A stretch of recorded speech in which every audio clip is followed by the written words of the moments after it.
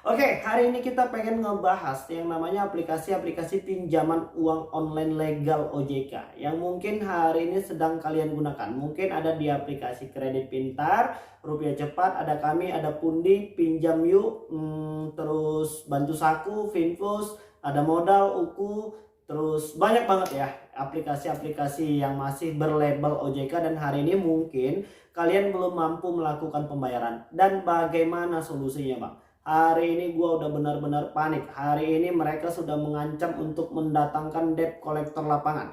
Dan hari ini puluhan pesan baru masuk menghantam semua handphone kita. Dan hari ini mungkin masih banyak yang mau membayarkan biaya perpanjangan di aplikasi-aplikasi pinjol legal OJK yang tadi kita sebutkan. Oke, sebaiknya hari ini kalian harus bersikap tenang terlebih dahulu dan tidak memikirkan sesuatu yang belum tentu pasti terjadi. Semua aplikasi-aplikasi pinjol legal OJK hari ini sudah ditanganin sama pihak OJK. OJK sudah memberikan semua peraturan-peraturan yang tidak merugikan konsumen hari ini. Jadi untuk kalian yang mungkin hari ini belum mampu melakukan pembayaran dan mungkin takut kedatangan debt collector ini itu segala macam. Kalau untuk yang legal OJK apakah sebar data, Bang? Jawabannya tidak, dan itu tidak boleh. Kalau seandainya hal itu terjadi, mungkin kalian punya pengalaman atau mungkin hal ini terjadi kepada kalian, kalian bisa segera melaporkannya kepada pihak OJK, kepada AFI dan pihak kepolisian agar mereka segera ditindak dengan tegas ya. Pemerintah hari ini melalui pihak kepolisian sudah benar-benar serius ya, ingin berangus dan memberantas habis semua aplikasi-aplikasi pinjol ilegal yang hari ini masih nakal ya, yang hari ini masih menipu rakyat Indonesia. Jadi untuk kalian yang sedang mengalami masalah seperti ini, khususnya di aplikasi-aplikasi pinjol legal OJK, jika yang tadi apabila memang mereka ingin mengancam untuk melakukan penyebaran data, buktikan dan screenshot semua ancaman mereka itu, lalu kita kirimkan kepada pihak OJK. Kalau yang kepo pengen tahu bagaimana cara melaporkan mereka itu, kalian bisa searching ya kontak WhatsApp dari pihak OJK, ada tuh. Selama kalian memberikan laporan di jam-jam kerja, maka mereka akan merespon semua pesan kalian. Oke, terus Bang, bagaimana sih Bang ketika kita sedang terjebak di puluhan aplikasi pinjol legal OJK? Jadi yang hari ini sedang kalian pikirkan itu tidak seburuk kenyataan. Yang hari ini buruk itu adalah pemikiran kita. Yang hari ini perlu diperbaiki terlebih dahulu itu adalah ketakutan kita yang kita ciptakan sendiri. Jadi hari ini sebenarnya tidak ada masalah. Bang, bagaimana tidak masalah Bang? Hari ini utang aku tuh udah puluhan juta. Berapa puluh sih? Mungkin ada 20, 30, 40 juta. Banyak banget ya. Iya banyak. Karena hari ini kita belum punya uang. Hitungan hutang 20-30 juta itu kalau kita bawa santai dan enjoy, ya mungkin bisa teratasi satu persatu.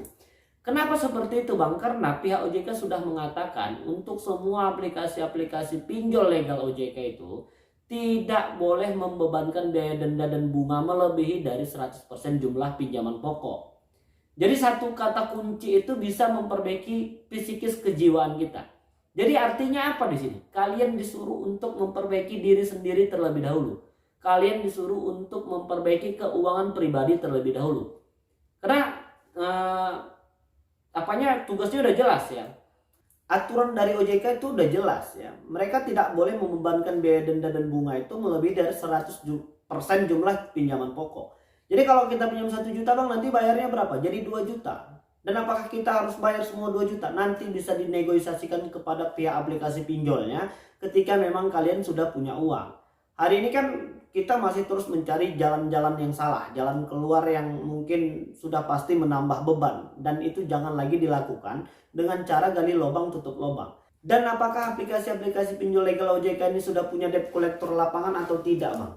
Mungkin hanya beberapa persen saja. Dari 102 paling yang punya debt collector lapangan itu 3 atau 4 saja, ya kan? Selebihnya itu tidak punya debt collector lapangan. Jadi apa saja Bang yang hari ini sudah punya debt collector lapangan? Yang benar-benar dari aplikasi pinjol yang pernah kita ketahui itu hanya dari aplikasi kredit pintar doang.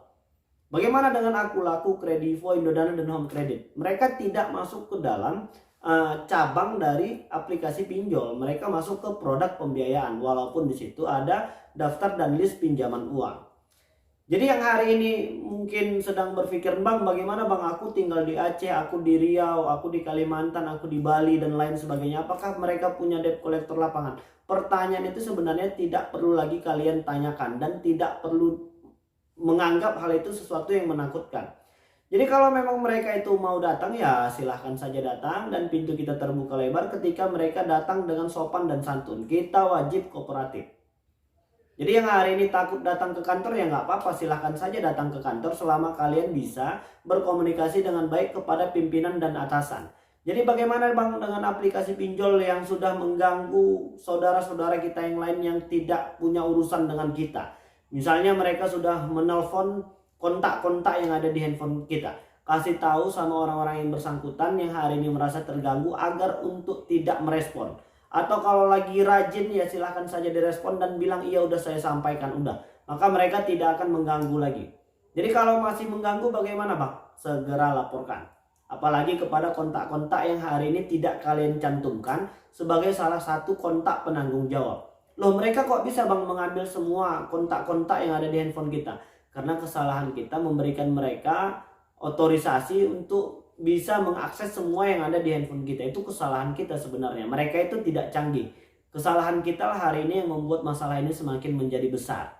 Jadi untuk menyikapi masalah-masalah seperti ini, khususnya untuk aplikasi-aplikasi pinjol legal OJK, tidak ada lagi yang perlu dikhawatirkan. Karena mereka masih berada di bawah naungan pemerintah. Jadi kalau yang ilegal gimana Bang? Sudah pasti aturannya jauh lebih ngeri. Ngeri gimana Bang? Ya karena mereka pasti membuat peraturan-peraturan yang hanya menguntungkan perusahaan mereka sendiri. Dan itu sudah tidak perlu untuk difikirkan lagi. Terserah mereka aja. Ya hari ini tekanan tertinggi dari aplikasi pinjol itu hanya penyebaran data untuk yang ilegal. Kalau yang legal OJK tidak ada. Paling slick OJK. Dan itu bisa kita selesaikan nanti ketika kita memang sudah punya uang. Dan aku pengen mengingatkan agar untuk tidak membuang dan harus menjaga terus nomor yang ada hari ini, ya, agar untuk tetap bisa aktif. Karena nanti apabila kita sudah punya uang, kita punya rezeki dan kita pengen melunasi, kita bisa login kembali dengan menggunakan nomor handphone tersebut. Ya siapa tahu besok lusa kita punya rezeki yang banyak dan terus bisa melunasi.